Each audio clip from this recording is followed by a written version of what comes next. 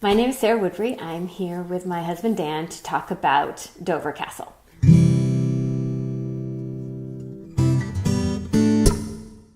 So in your last video, you said Dover is the key to England. What does that mean? It's because of its strategic location. Dover is located on the southeast coast of England, the shortest distance across the English Channel from France. It is from the White Cliffs of Dover that the native Britons waved and shouted at Julius Caesar, encouraging him to sail on when he had intended to land at Dover in his attempt to conquer the country.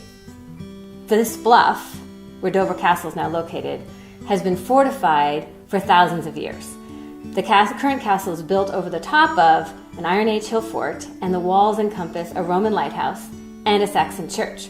So with the Norman castle, that's 4 of the 5 peoples that we've talked about in these videos. After the Battle of Hastings, William the Conqueror, having defeated Harold, the King of England, doesn't march to London. He marches to Dover.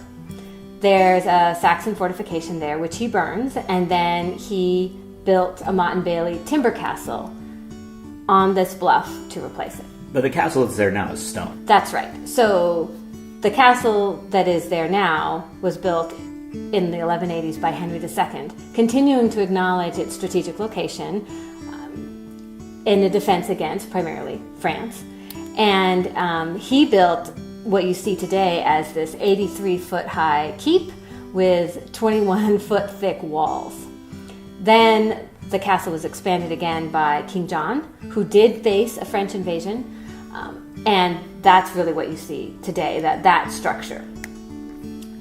The castle continued to be fortified and occupied through the next many hundreds of years. During the Napoleonic Wars, they built tunnels underneath it to store munitions and men.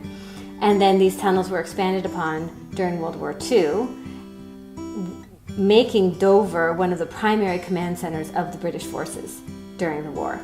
It is from Dover that the evacuation of Dunkirk was orchestrated. And then finally, after the World War II, during the Cold War, Dover, these tunnels became the secret bunker of the British government. So it was occupied up until 1958. So all of that bears out the strategic importance of Dover. So after William took Dover, what did he do next? So next, he marched to London. He encountered some resistance on the way, but defeated that and ultimately was crowned king. Having now controlled all of southeast England, his next step was to expand his conquest to the rest of England. To do that, he needed to build more castles. And Richmond Castle, which we'll talk about next week, is an example of his attempt to do that. If you like this video, click on the playlist or subscribe to my channel. There'll be a new video next week. And if you want to check out my books, click on the link to my webpage.